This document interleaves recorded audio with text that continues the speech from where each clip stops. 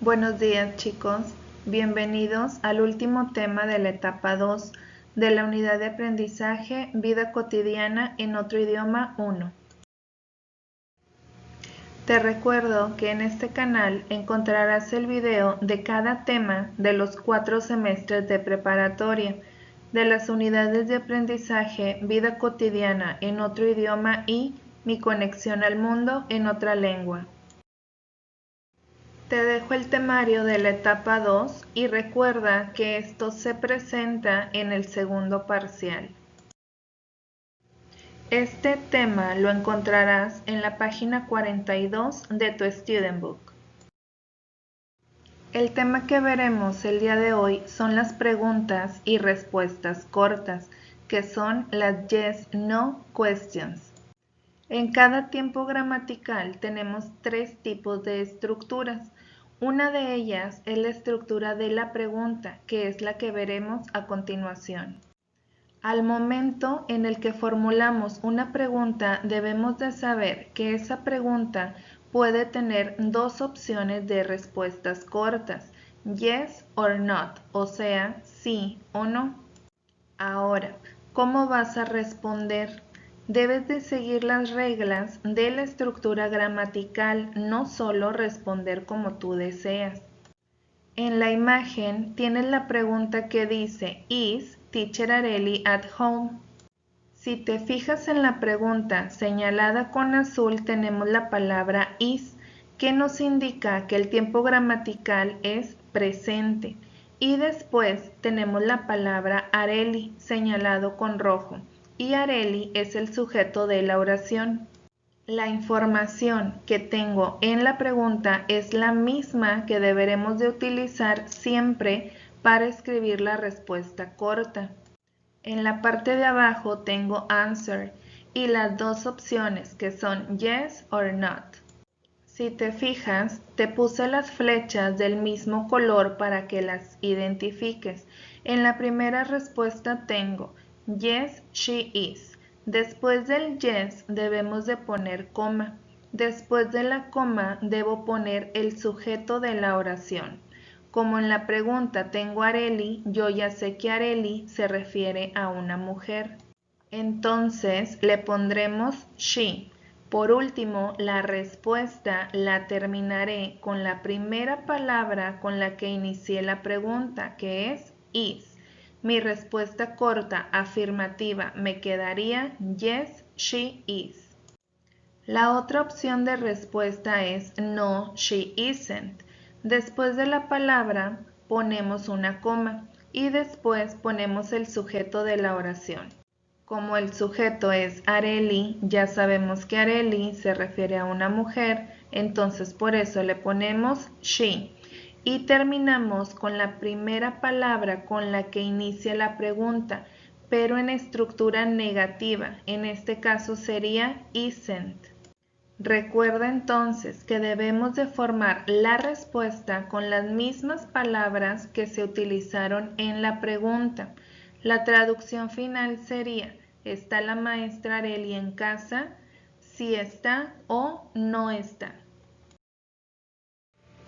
Te dejo en esta imagen ejemplos de preguntas y respuestas cortas con el tiempo gramatical del verbo to be.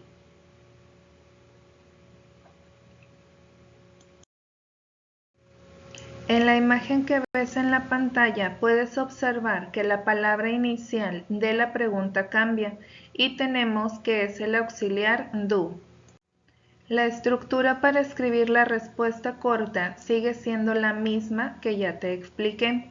El sujeto mencionado en la pregunta debe aparecer también en la respuesta y la respuesta la termino con la primera palabra con la que comencé la pregunta.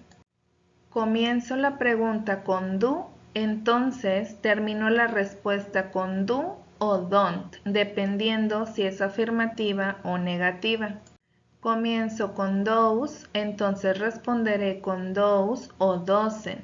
La traducción final sería, ¿comen ellos pizza? Si comen o no comen. Aquí puedes ver ejemplos con los auxiliares do y those y las respuestas utilizando los pronombres personales o subject pronouns. Por último, tenemos las preguntas con el verbo modal can. Este verbo modal can es para expresar que el sujeto puede o no puede realizar alguna acción. La estructura es la misma que las anteriores. El sujeto utilizado en la pregunta aparecerá en las respuestas y terminaré las respuestas con la primera palabra con la que inicié la pregunta. Entonces, comienzo la pregunta con can, terminaré la respuesta con can o can't, dependiendo si es afirmativo o negativo.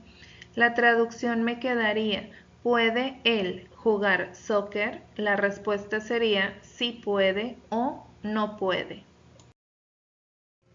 En la imagen puedes ver ejemplos de las preguntas y respuestas con el verbo modal can. De tu libro contestarás las páginas 43, 44, 105 y 106. A la plataforma de Microsoft Teams no subirás nada.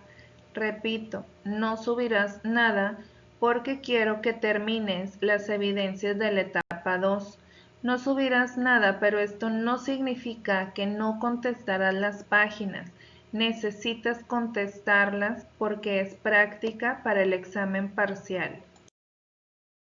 Recuerda que las evidencias de la etapa 2 se explicaron en la primera transmisión de la semana 5 de clases, que fue del 28 de septiembre al 2 de octubre, y el límite para entregar las 5 evidencias es el sábado 10 de octubre, teniendo en promedio de 11 a 13 días para realizarlas.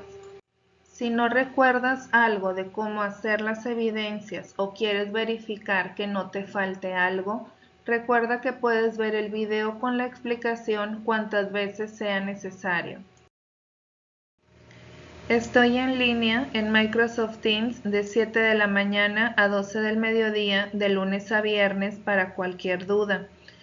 Toda pregunta escrita de lunes a jueves después de las 12 del mediodía se contestará hasta el día siguiente, y toda pregunta escrita en el muro los viernes después de las 12 del mediodía, los sábados o los domingos se contestará hasta el día lunes. No envíes tus preguntas vía chat, escríbelas en el muro y etiquétame para una atención más rápida. Agradezco tu atención y te espero en los videos de la etapa 3. Que tengas un bonito día.